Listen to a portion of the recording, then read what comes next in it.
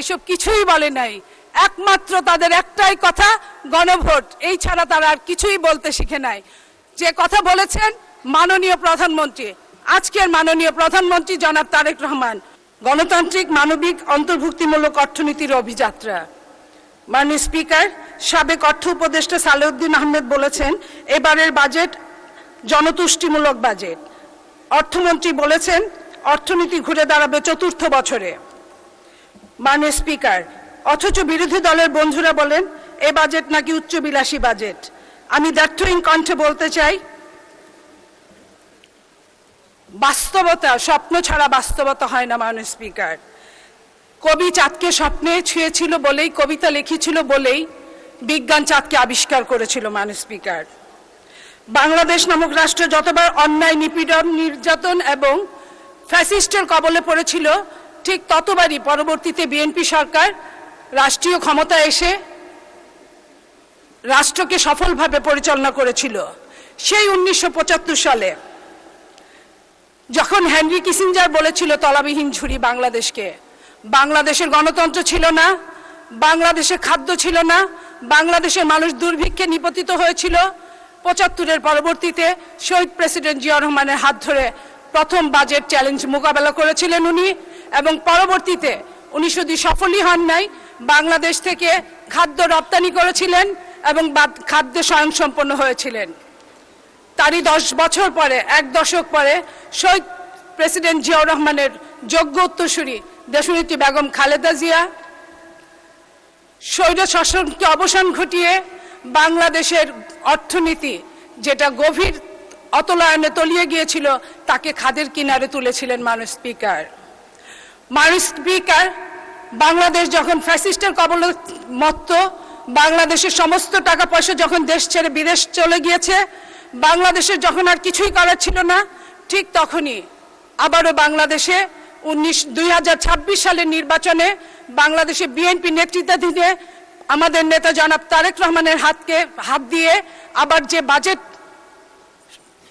এই মহান জাতীয় সংসদে উত্থাপন হয়েছে, আমি বিশ্বাস করি এই বাজেট আবার আমাদের আগামীতে সফলতার মুখ দেখাবে। মাননীয় স্পিকার, বিএনপি সরকার জনগণের সরকার। তারা বিশ্বাস করে আব্রাহাম লিঙ্কনের ভাষায়, by the people, of the people and for the people. তাই তারা অকপটে বলতে পারে আমার আগে আমরা, আমাদের আগে দেশ, সবার আগে বাংলাদেশ।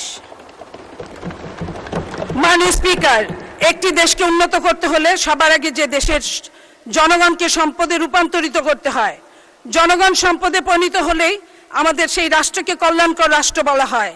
আর এই জন্য শিক্ষার কোনো বিকল্প নাই। মাননীয় স্পিকার, বিখ্যাত ফরাসি সেনাপতি নেপোলিয়ন বলেছিলেন, আমাকে একটা শিক্ষিত মা দাও, আমি তোমাদের শিক্ষিত জাতি দিব। ইসলাম বলেছেন দুলনা থেকে কবর পর্যন্ত জ্ঞান অর্জন করো। রাসূলুল্লাহ সাল্লাল্লাহু আলাইহি সাল্লামের উপর কুরআন নাজিলে প্রথম শব্দটি ছিল ইকরা, যার অর্থ হচ্ছে পড়ো। মাননীয় স্পিকার, এখান থেকেই শিক্ষার গুরুত্ব বোঝা যায়। তাই শিক্ষাই যে জাতির মেরুদণ্ড, এবং সেই মেরুদণ্ড শক্ত হলেই শুধুমাত্র সোজা হয়ে দাঁড়ানো যায়। তাই মাননীয় প্রধানমন্ত্রীর নেতৃত্বে বিএনপি সরকার 2026-27 অর্থ বছরে শিক্ষা খাতে বরাদ্দ রেখেছেন 1,36,606 কোটি টাকা। শিক্ষা খাতে সবার আগে গুরুত্ব দিয়ে এত বিপুল বরাদ্দ দেওয়ার জন্য মাননীয় প্রধানমন্ত্রী এবং অর্থমন্ত্রীকে আমি জানাচ্ছি ধন্যবাদ এবং অভিনন্দন। মাননীয় স্পিকার, গত কয়েকদিন আগে বিরোধী দলের একজন সংসদ সদস্য বলেছেন কওমি মাদ্রাসায় নাকি বরাদ্দ দেওয়া হয়নি। আমি উনাকে বলতে চাই, কওমি অর্থ হচ্ছে গোষ্ঠী। বাংলাদেশ জাতীয়তাবাদী দল কোনো গোষ্ঠীর জন্য, কোনো ব্যক্তির জন্য কাজ করে না। বাংলাদেশ জাতীয়তাবাদী দল, বাংলাদেশের নেতা জনাব তারেক রহমান সমগ্র বাংলাদেশের জন্য কাজ করে। মাননীয় স্পিকার, কবির ভাষায় মাননীয় স্পিকার আমি বলতে চাই, এখন যৌবন যার, যুদ্ধে যাবার তার শ্রেষ্ঠ সময়। এখন যৌবন যার, মিছিলে যাবার তার শ্রেষ্ঠ সময়। এদেশের তরুণদের আমরা তাদের প্রতি শ্রদ্ধাশীল। সেই 71 সালে, 90 সালে এবং 24 সালের তরুণরা আমাদেরকে যা দিয়েছে এই দেশে, আমরা তাদের প্রতি শ্রদ্ধাশীল। এবং আজকের তরুণ, আজকের বাংলাদেশের প্রায় 5 কোটি তরুণ, তাদের মধ্য থেকে মাননীয় স্পিকার প্রায় 8 জন তরুণ এই সংসদে প্রতিনিধিত্ব করছে। আমরা আশা করেছিলাম এই তরুণদের কাছ থেকে যে এই তরুণরা সমগ্র তরুণ, যে তরুণরা ব্যাক টু দ্য প্যাভিলিয়ন, 24-এর আন্দোলনে যারা ফিরে গেছে, বিশেষ করে তরুণীরা, তাদের কথা বলবে, তাদের উন্নয়নের কথা বলবে, তাদের ভাগ্যের কথা বলবে, তাদের চাকরির কথা বলবে। কিন্তু আমরা অবাকভাবে দেখেছি তারা এসব কিছুই বলে নাই। একমাত্র তাদের একটাই কথা, গণভোট। এই ছাড়া তারা আর কিছুই বলতে শিখে নাই।